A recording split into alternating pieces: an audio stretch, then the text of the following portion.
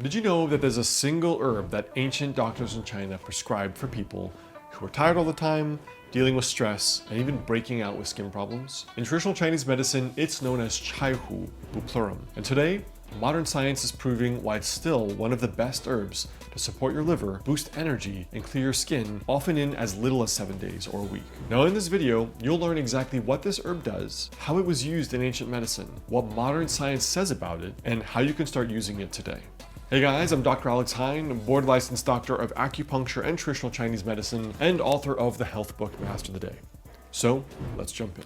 Let's start off with the story of the free and easy wanderer. Over 2,000 years ago, in one of the oldest medical texts in the world, doctors described using this herb whenever the liver became blocked. Now they noticed something interesting.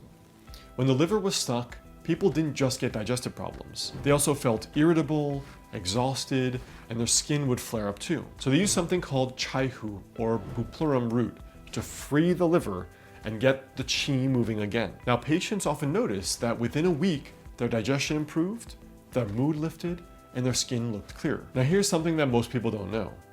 The most famous formula with chaihu is called xiaoyaosan, often translated as free and easy wanderer. But why is there such a corny and poetic name? To answer that, we have to step back over 2,000 years into Taoist philosophy, because there was a great sage named Zhuangzi who wrote a book filled with stories and parables about how to live in harmony with the universe. And in his first chapter of the book, he describes a giant bird called the peng, who soars effortlessly thousands of miles above the world. Now the small bird below mocks it, saying, "Why fly so high? Isn't it exhausting?" But Zhuangzi's point was that when you follow the Tao, the natural flow of life, movement is sort of effortless, like floating on the wind. And so that's what xiaoyao means. It means basically to wander freely, without resistance, without stress, without being bound by frustrations. And that's exactly what happens when we say the liver qi flows smoothly. So the formula called xiaoyaosan was named after this Taoist ideal. It was a poetic way to name the effects of this formula. And it wasn't just medicine, it was a bit like philosophy in a teacup. You take this powder and you too could become a free and easy wanderer, letting stress and frustration roll off your back while energy and joy return. Now that's why xiaoyaosan, this formula, with chaihu as the leading herb, has been prescribed for centuries for stress, fatigue, PMS, and even skin problems. It helps you really reconnect with that effortless flow that Zhuangzi described.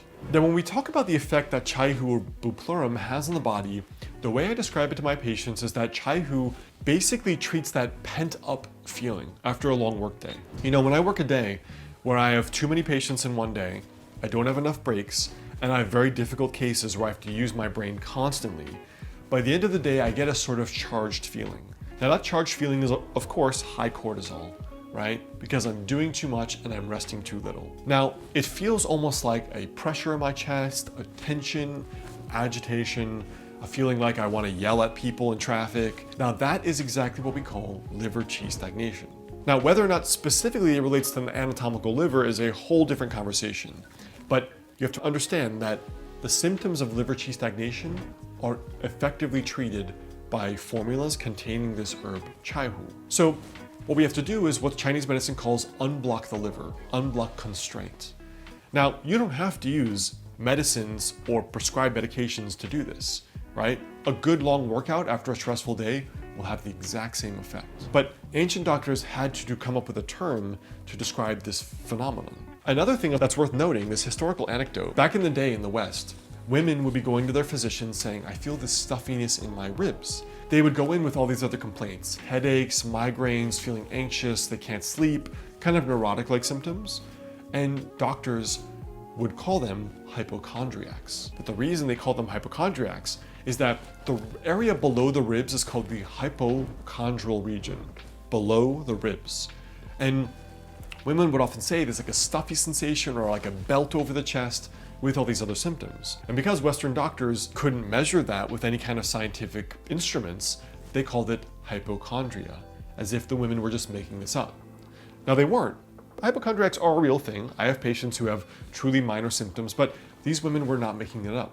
They just couldn't be measured. Now in Chinese medicine, this is a measurable, diagnosable, treatable complex of symptoms called liver qi stagnation. And the reason is that you cannot measure the early stages of the stress response. There's no scientific instrumentation that can actually measure that, which is why for burnout in particular and stress, labs are so often ineffective and not useful. The labs may say you're normal, but you don't feel normal. Trust what you feel. That stuffiness in the ribs is interestingly the Shaoyang zone, the liver and gallbladder zone in Chinese medicine. Interesting fun fact. Now this formula called Xiaoyasan is really about becoming this free and easy wanderer, right? Like living with less stress and more flow. And Chaihu is just one of the many powerful herbs that can help you get there. That's why I put together a free guide called The Best Chinese Herbs You Should Know About. It's a quick download right below this video here, and it shows you some of my top picks for energy, your skin, and your overall health.